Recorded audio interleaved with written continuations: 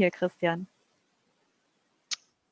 Thank you, Laura. So first of all, it's always a pleasure to talk to students because we need to get the younger people into this movement with fresh brains and fresh ideas. So right after the talk, please, please, please challenge whatever we are doing. Come up with your ideas how we can move this forward.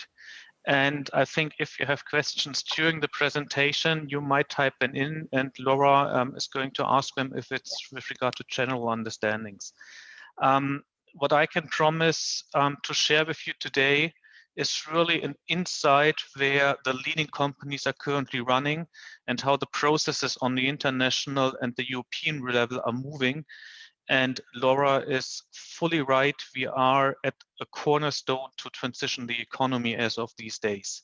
And you see this popping up at various ends, and just whatever you have learned before in the traditional business administration courses from a practitioner's point of view, don't forget it, but it needs to be shaped tremendously. Today, I want to guide you a little bit through 4 main areas. How is the system changing? Most probably you've heard lots of this one last week, but I will try to provide the practitioner's point of view. And then I will guide you through where we are running and where we are as of today, and what you can expect will happen over the next years to come. And when I say next years, this is not about decades, this is really just about years. And the process is running really, really fast. So most of this you have heard, but what is rather interesting is that these additional forces for businesses have fundamentally shifted the environment how businesses are in the end steering their companies. Interestingly, if you're looking, for example, at stock markets, the new economy is by far higher valued as the traditional economy.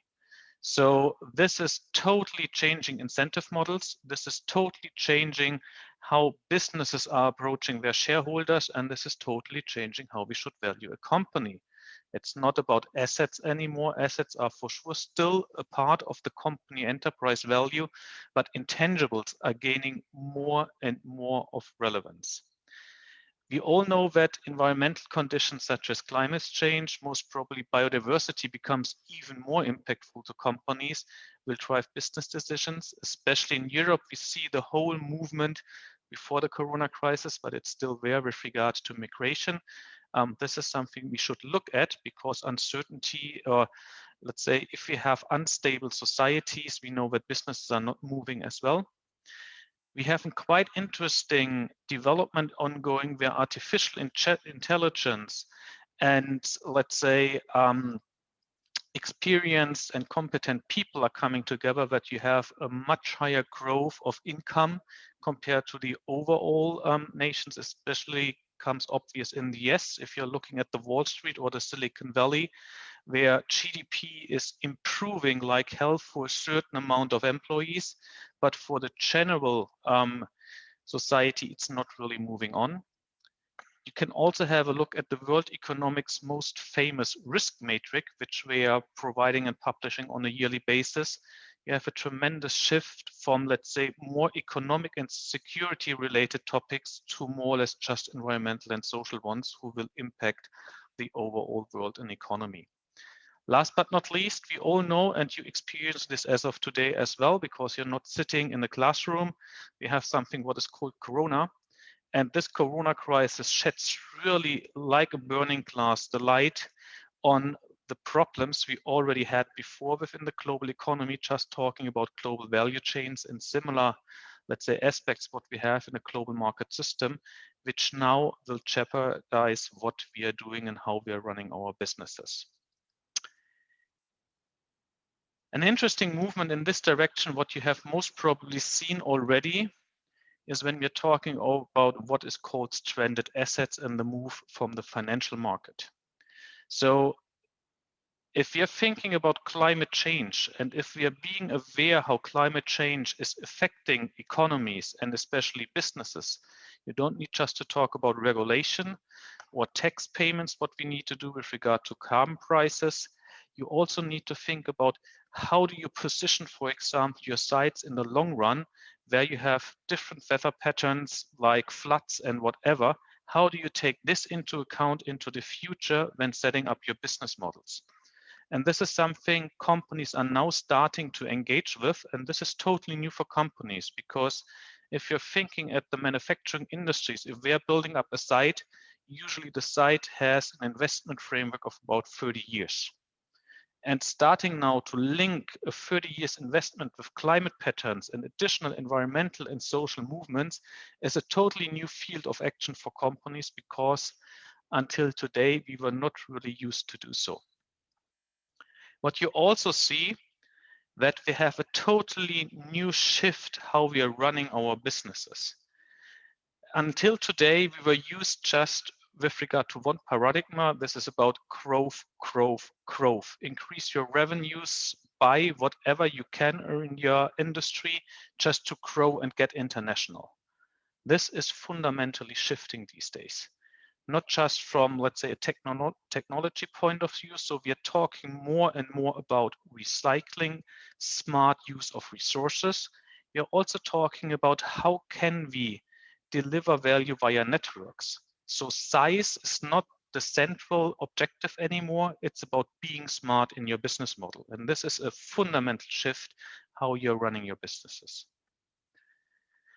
Behind all of this is more or less a thinking that we are moving from shareholder value via shared value to what you could call system value. And I make this a little bit black and white. Just think about, if the planet is not here anymore, there's no society. If the society is not here anymore, there's no business. If there's no business anymore, there are no board members. If there are no board members, there are no boni. And this is really in a black and white sense, but this gives you the impression why we need to talk about system value. Because if we don't save the planet, if we don't save society, there will be no business environment anymore. And we as businesses should rethink this paradigm, how we are running our businesses. And I don't need to say much to this picture, but it outlines what we have done as businesses over the last 2000 years. We were just optimizing our business environment along one indicator, which is profits. And nobody took care about anything else, what might be the consequences, just to improve and maximize your profits. And this is fundamentally shifting. It's not just shifting from the business economy, it's also driven by politicians. You all know the Green Deal, which has a tremendous impact on businesses, especially in Europe. I can go into details with regard to the main processes, what we currently see, which is related to a non-financial disclosure legislation, as well to a legislation for the financial market, the so famous taxonomy.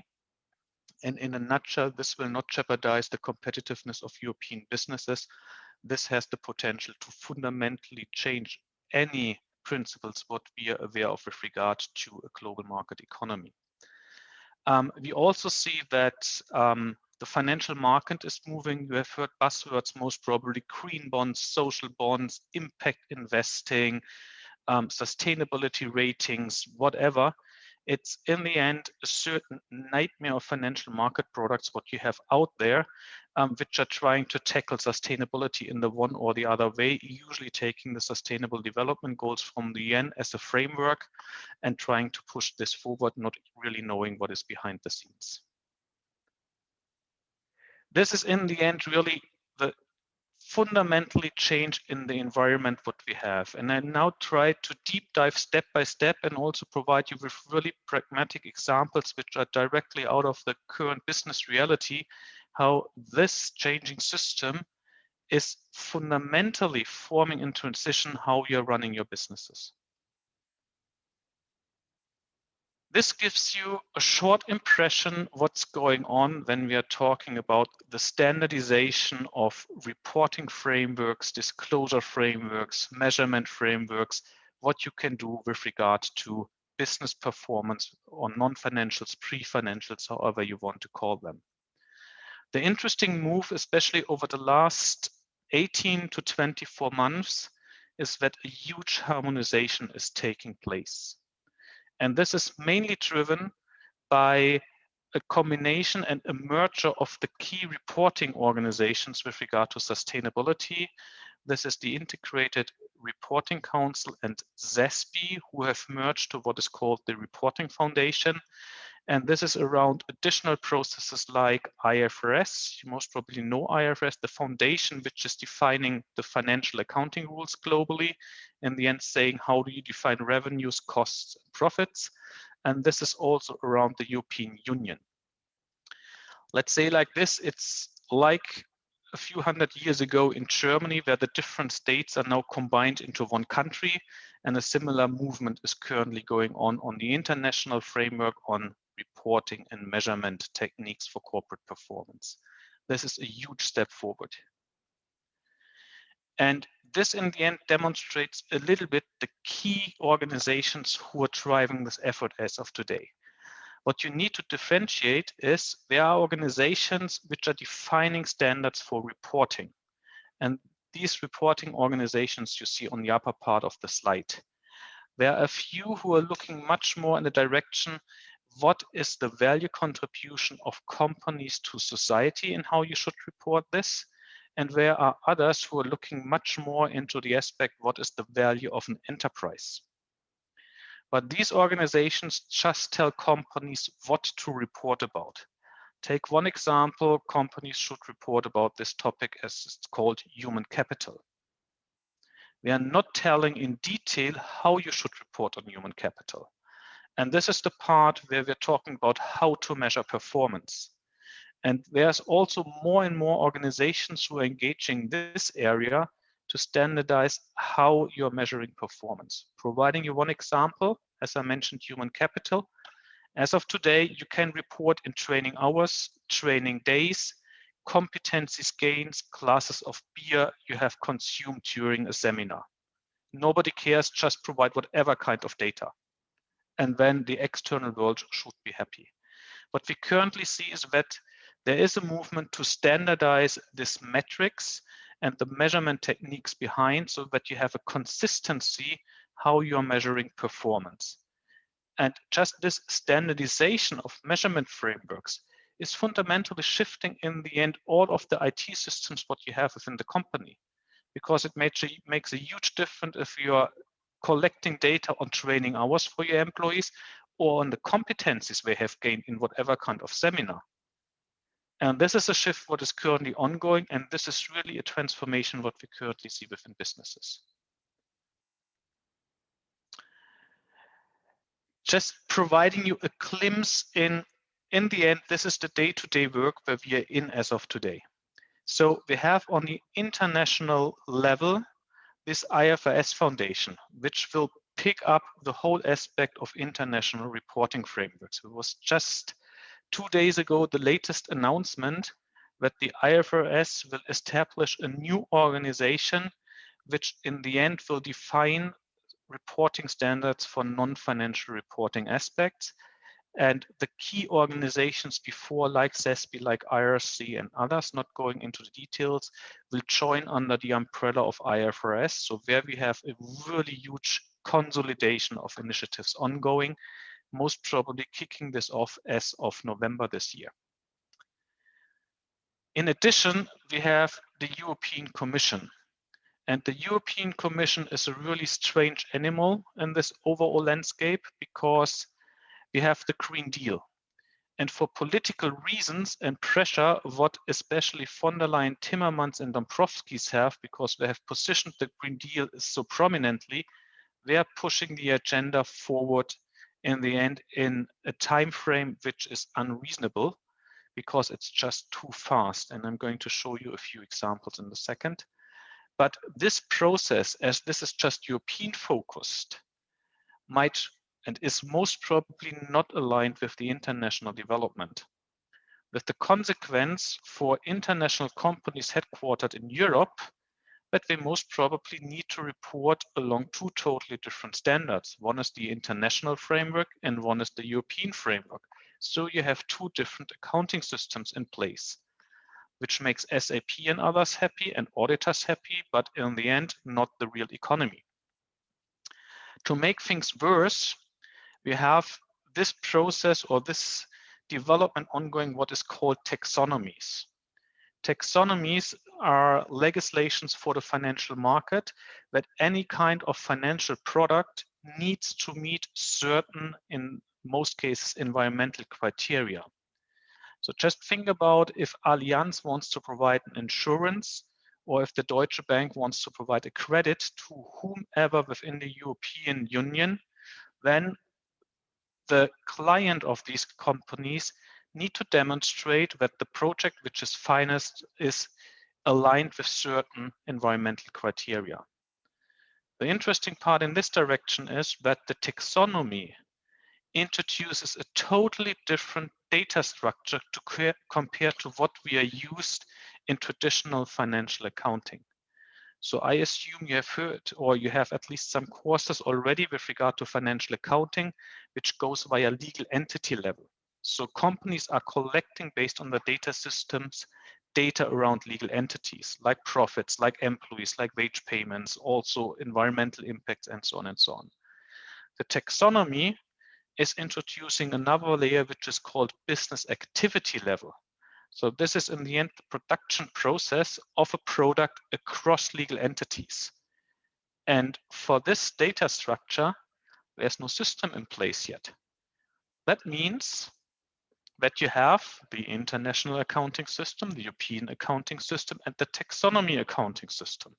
So in the end, you have 3 different accounting systems in the worst case, which you need to implement within companies. And giving you a flavor of what this currently means within the EU Commission, the taxonomy is currently still under development. So they are writing currently the criteria, what means that you are green or that you are not green as a European company. Interestingly, this legislation should become effective as of 2022 for the reporting period of 2021. So in a nutshell, since more than 2 months, European headquartered companies should collect data for a law which is not yet in place. And this is to a certain degree challenging for companies in the end to meet legislation which will be the outcome of EU processes. And this is the day-to-day work we're currently in. Where are we heading? So there's a concept which was introduced via legislation from the European Commission in a law which is called the Non-Financial Reporting Directive. So this is about non-financial reporting, but it was discussed in other initiatives before, and it's now called the double materiality concept. The double materiality concept tells you or requests you more or less nothing else that a company should report in 2 directions. The first one is, what is really the enterprise value and how non-financial aspects are affecting your enterprise and the value of an enterprise. Secondly, companies should report how in the end we are contributing or creating value for the external environment, for societies, for the wider economy, and for nature. And these are in the end 2 pillars or 2 sides of the same medal, how companies create long-term value. And this is what you should report about when you're talking in the end about non-financial or pre-financial aspects. As of today, this is not fundamentally implemented within companies because also we were lacking methodologies how you can cover these 2 aspects. And for the Germans around you, just giving you one glimpse also into politician processes. The non-financial reporting directive is currently reviewed. Just yesterday, a large report was sent out by EFRAG, which is the standardization organization in Europe for this one. And until today, the Germans make the translation topic quite easy because in the law, it says you should report about this value to society, so your external impact and or the enterprise value. And the Germans interpreted this in law that it's an or neither. And then they said, okay, in most cases, not both aspects are affected. So we skip this reporting aspect. This is now fundamentally shifted, which means that German-based companies now need to improve their complete reporting systems. And the question is going to be how. And here in the end, the work of the value balancing alliance steps in. As I mentioned before in the beginning, so the Value Balancing Alliance is not about setting standards for reporting. So we are not any kind of legal or standardization bodies. We are a conglomerate of businesses trying to develop measurement techniques to get a grip around this whole sustainability notion and to improve decision-making processes within the company. And we are working in the end on two main pillars. The one is what we call value to society. Here we are measuring the positive and negative impacts of a corporate activity on nature, society, and the environment. The interesting part from the methodology point of view, the yardstick to measure performance is not profits or something like this. It is the well-being of people. That means we are looking how a business activity is affecting your well-being as a person. The second part of the methodology is more in the traditional accounting system, where we are going to extend what we currently use to as the financial statement by additional indicators, in the end, human, social, and natural capital, and how a company is performing along these lines. And providing you some insights what this means. As of today, in the financial accounting system, the employee is just a cost driver. Means you pay wages and you pay if you're sending your employee to a seminar. The consequence is in the current incentive system of a global market economy, you should cut costs as much as you can. So if you're in a crisis like Corona these days, the first thing what companies are doing, yes, we stop donations. The second thing is we stop providing cookies and coffee to their employees. And the third piece is we are firing employees because it's a cost. And what we need to consider or what we need to change, because human capital for the long-term value contribution of a company is the precondition. Therefore, we need to fundamentally change the thinking of positive and negative value drivers in the company. And in this case, we are trying to change the traditional accounting rules so that human capital is an asset and not just a cost driver in the company. And this will have fundamental impacts on your profit and loss account and your balance sheet within the company. This is around human capital. The same goes for social capital aspects like compliance, like the brand value, and for sure with regard to natural capital, how you're investing into this green transition.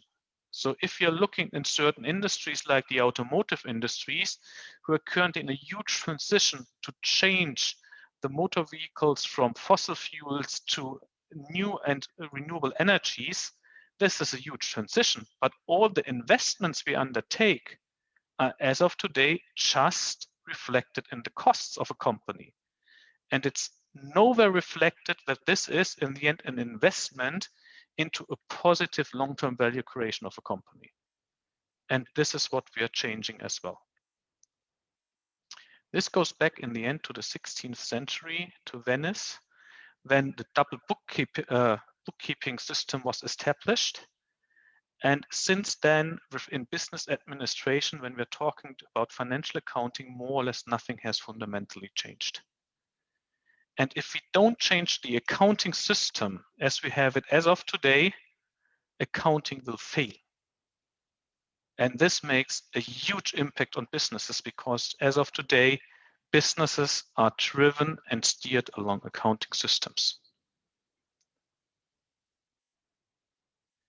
I'm going to focus now on the left-hand part, which is called the impact statement, because this is more or less one of the latest innovations what we see in the business community. So as mentioned before, the yardstick to measure performance in this area or in this pillar of the methodology is the impact on the well-being of people. So what we are used to as companies as of today is to look at inputs and outputs. So you see example here, we're talking about CO2 equivalents, which we are emitting during our production processes. What is new in this methodology is that we are looking at the outcome, so how CO2 emissions are affecting climate change, and at the impact, how climate change is affecting the health and well-being of people.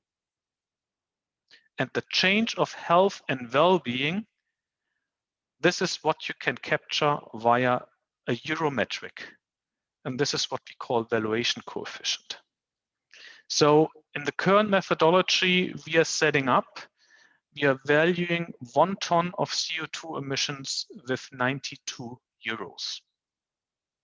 And this is a valuation which is trying to capture the overall costs of climate change per ton of carbon. And this figure is far above what you see currently in trading prices or in tax prices for carbon. The reason is we are looking here much more, let's say, at ethical values and not at market prices. And this 92 euros is more or less a total cost estimation due to our impacts on climate change.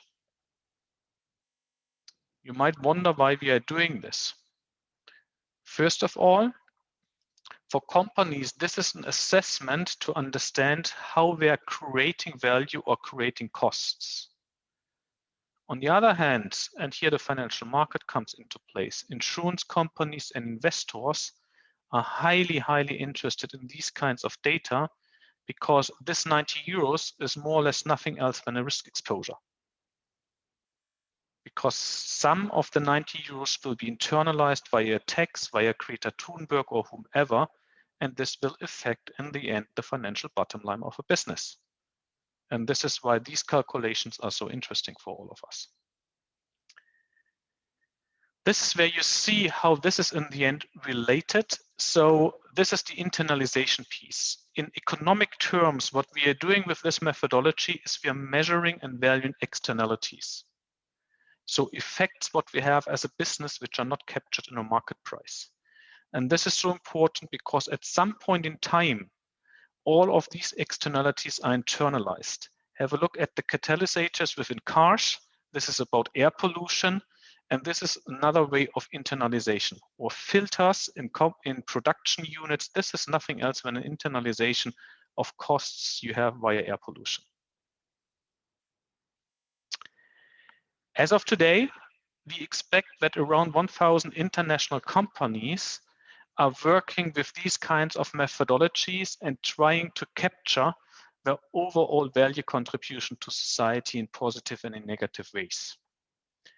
These companies are working together with around 150 consultancies, so you can make an easy calculation how different all of these methodologies look like. And in the end, you can't compare any kinds of results if you're looking at these figures here. And it's not just about how the data are disclosed, the results, it's also how they are measured. So this is the starting point in the end where the VBA steps in, consolidating all of these different methodologies into one consistent methodology. And we are doing this via so-called impact pathways. And this is the impact pathways for climate change or greenhouse gas emissions. And you see here what is going to be taken into account along this concept of outputs, outcomes, impacts, and then the value. And I don't want to go into the details here, but I just want to demonstrate with these kinds of impact pathways how many different aspects need to be taken into account to get at least to a certain comprehensive picture on the impacts you have as a company. And behind all of these impact pathways are scientific models how you can capture these pathways. In the case of greenhouse gases, mainly driven by the United Nations. This is another one, which is about training. And here you have, for example, one measure, the output could be training hours, but what is much more important is how you're improving the knowledge and the skills of your employees.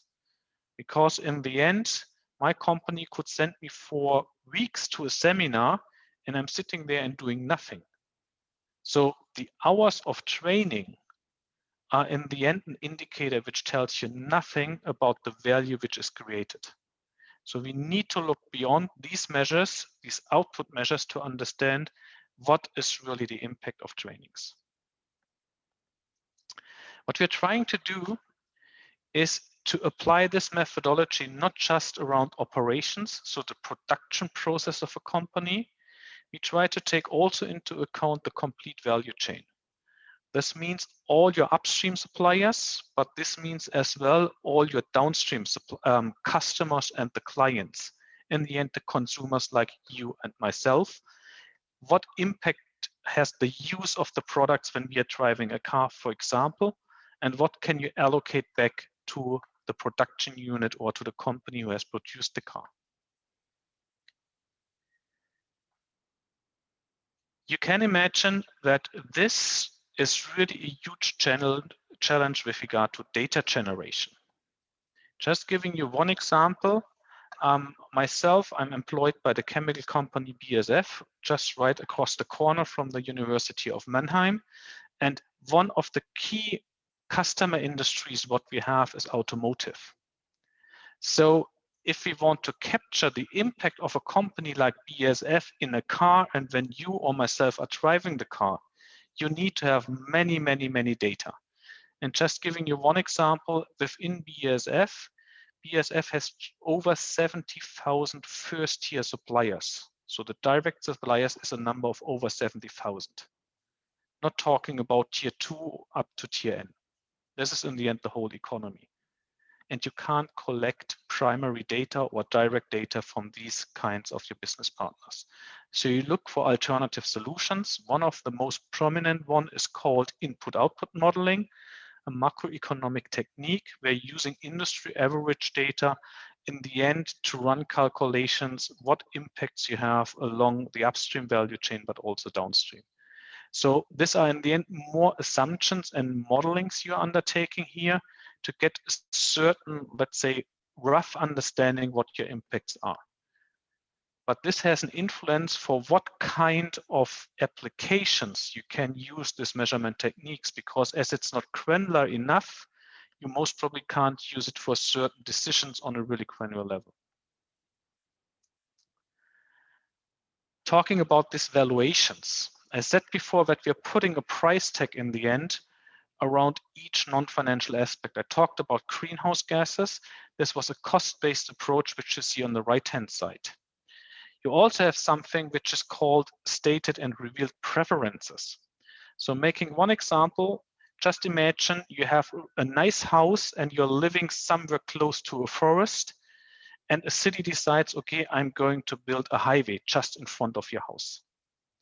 What would you be willing to pay that the highway is not there? This is about stated or revealed preferences. So this is how we are trying to come up with, in the end, values or let's say euro price tags to capture all of these valuations what we have here. The methodologies around these impact statements are applied at various levels. Usually you are separating into corporate calculations, project calculations, or product calculations. And this is tested from various companies in all of these different applications. And I'm going now a little bit into the details so you understand what's in these data and how is this affecting in the end decision making and steering at the corporate level. So what you see here, this is the overall, call it the footprint of BASF, the chemical company, what you see around the corner in Ludwigshafen. Operations is the complete production process of BASF. Supply chain is the entire suppliers upstream, and customer industries are all customers of BASF, which are captured in this model. You see economic indicators, social indicators, and environmental indicators. Environmental indicators, this is straightforward. This is costs, because if you're using resources or if you're emitting pollutants, this is really driving costs for society. Always keep in mind, this methodology is around the well-being of people. Health and safety for sure is also a cost driver. If you have an incident, this is about costs, yes, and we are monetizing also the life of people in these kinds of calculations, which is in the end a technique which all insurance companies are using since many, many decades when they're coming up, for example, with their life insurances. On the other hand, companies, also industry-based companies, make decisions on a day-to-day basis about the life of their people or employees, because if you're earning €1, you make always a decision, do I invest in R&D, in health and safety, in compliance, in whatever, so you're making these decisions anyway. We just make this much, much more transparent with these kinds of methodologies. It becomes really interesting when we're talking about taxes and wages. Because in this part of the methodology, taxes and wages are positive value drivers. Just rethink, and let me remind you, it's about the well-being of people. And if you're employed somewhere, now looking at Laura, I think if she gets a wage from the University of Mannheim, this is a positive value driver for her. Therefore, wages and taxes are something which is a positive contribution.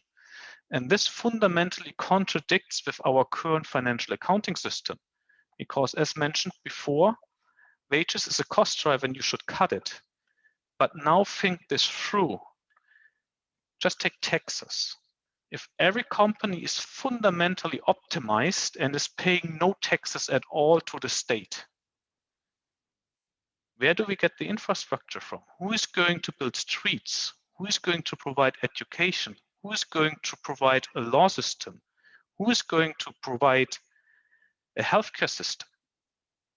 So taxes should be seen as a purchase power for governments to provide an infrastructure that companies can do business and can prosper. And this is just an additional angle which we're trying to bring in the overall equation of the value contribution of a company. Giving you some examples or some nice stories. So I was the person responsible introducing and developing this methodology within BASF. And when we introduced this for the first time at the board of directors, this was back in, I think, 2014. The first reaction was, whenever you're disclosing these kinds of results, we are going to crucify you. This was the statement. 3 years later, the board of directors discussed in detail what is the right price or cost for carbon. Because this is just totally rethinking value drivers within the company. And if you're thinking about key decision makers who on a daily basis need to cut costs to make their shareholders happy, to increase dividends, this is the current system. It takes time to make them rethink about positive and negative value drivers. And this is the transition Laura mentioned in the beginning.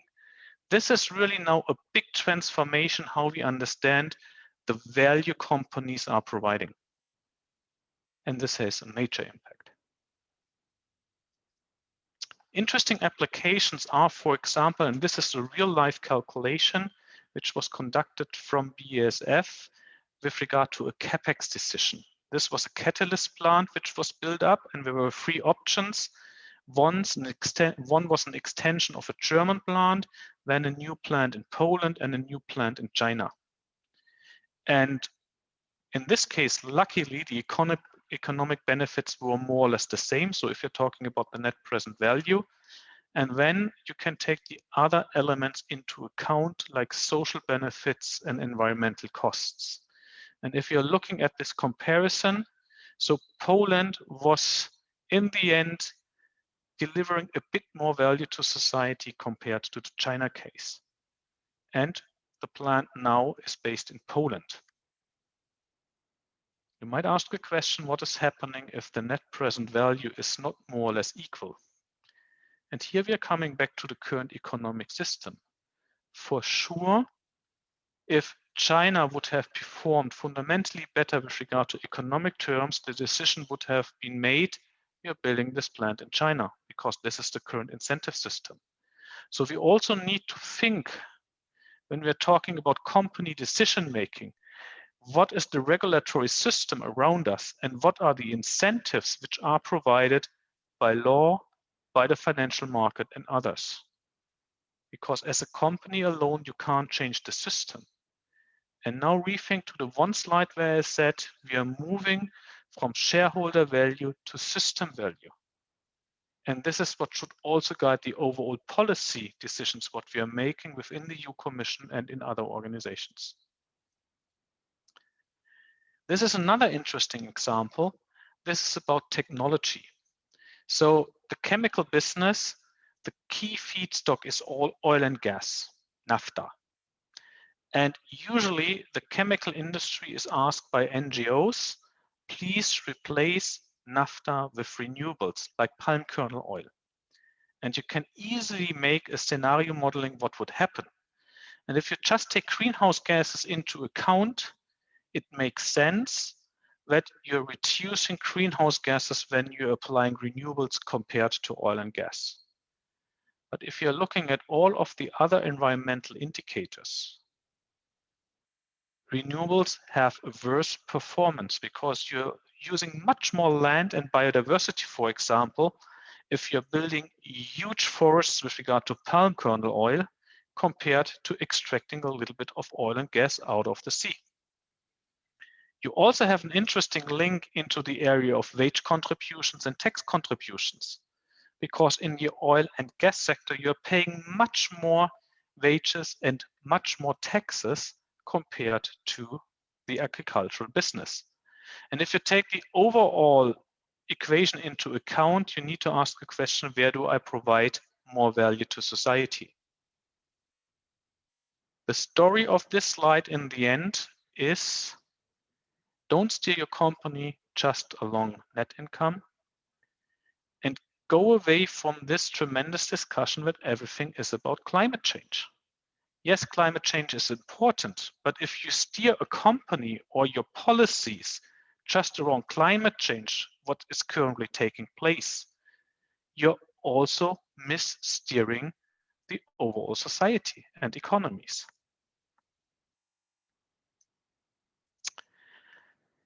This is what we are currently doing within the Value Balancing Alliance, and you are the first ones seeing these slides because it was just approved today in the morning that I'm allowed to show them. We have done within the Value Balancing Alliance across 11 companies now and 7 industries, a calculation, a piloting calculation around these methodologies. So these companies have applied exactly the same methodologies. It's including, and I think this is tremendous success, over 180 indicators, which we're capturing in the calculation process of our methodology. And we have done here more or less 2 main calculations. The first one is what we call past performance. This is the corporate level. This is in the end this picture for all companies. And we have done decision-making processes, which is in the end this picture and this picture.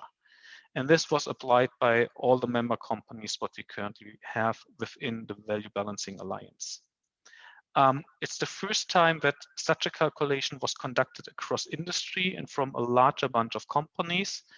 And we just hope now that this is really becoming a standard, because this is requested not just by the financial market, this is also requested by policymakers like the IFRS, like the OECD, or like the EU Commission, that companies are coming up with consistent methodologies in this direction.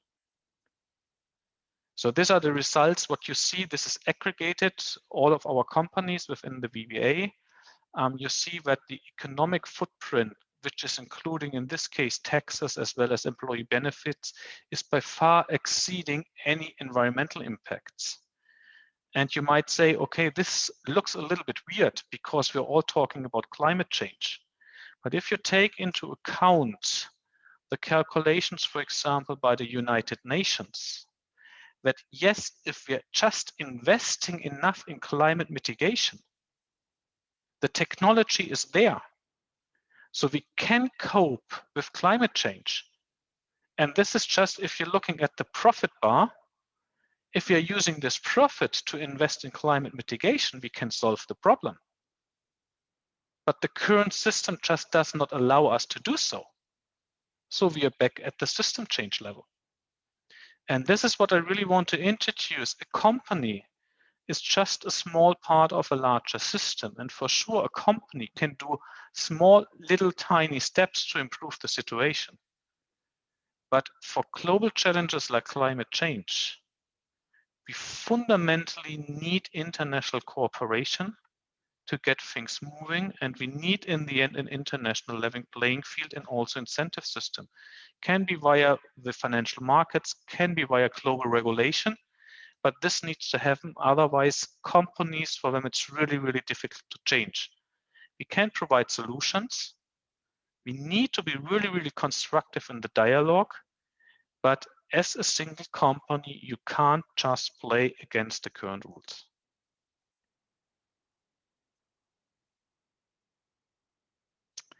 So this is an overview about the Value Balancing Alliance and the companies in. Most of them you know. Larger brands, larger multinationals, some of them based in German, a Japanese one in, a Korean one in. We have also a French one in, a few Swiss ones, and it's currently extending. Just to give you a flavor, by myself, I'm currently talking to more than 50 international companies to become member of this alliance. And there's a huge, huge interest to look into these methodologies and to standardize this. We are consulting by the 4 main auditing companies on a global scale, and we are working closely together with organizations like the OECD, the World Bank, the European Commission, and let's say the usual suspects in the field of sustainability when you're talking about businesses. Not sure how far you have heard them before, but these are in the end the main players in the corporate world when you're talking about sustainability. What we're currently developing is, as said before, yes, a standardized measurement methodology for all our member companies. In the end, with the ambition that this becomes a new sustainability accounting standards along this double materiality concept, which we both take into account. So the value for business and the value to society aspect. What is quite unique within this alliance is that we are running these pilots and we share among the companies the learnings of these piloting exercises. And giving you one example, and here now I'm deep diving into the work of the EU taxonomy. So the European Commission is developing a huge legislation with regard to greening the financial market. And just with regard to climate change and climate mitigation, the legislation consists of more than 600 pages. And this is most probably the most easiest one of the environmental indicators we are tackling. Until today, the EU Commission has not asked any corporate player if this law can be implemented, if we have the data available to get this going, to provide the necessary requirements. As of today, the European Commission has not really asked the potential users of this data, the financial market, if that is beneficial for them. So we need to ask ourselves, where is really the value of the work what we are doing from all parts, be it the corporate world, be it the financial market, be it policymakers, whoever. So collaboration will be key. I showed you this one. Here, this is in the end a little bit how we are trying to shape this level playing field. So we are talking to the international standard setters, we are talking to the EU, we are talking to the OECD and others, running programs with them, in the end to provide directly the corporate know-how and the corporate knowledge what is possible and what is not possible. We know that we are a business-driven initiative, and therefore every stakeholder should be rather cautious what we are developing as methodologies, that this is not about greenwashing or something else. Therefore, we rely on an academic network. Therefore, we rely on the collaboration and cooperation with these international organizations. What I can tell you is there's a huge ambition of corporates, because it's also in their self-interest, to change the system.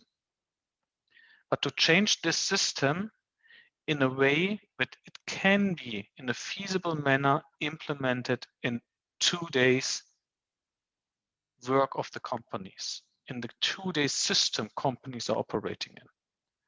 And I introduced right in the beginning when I said you might have 3 different accounting systems.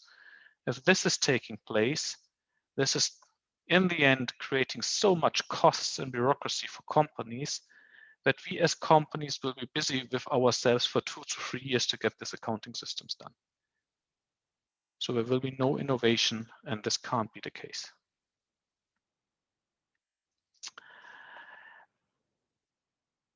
The VBA understands itself as a practitioner's network, in the end, to integrate sustainability impacts or sustainability aspects into the DNA of decision-making and steering of a company.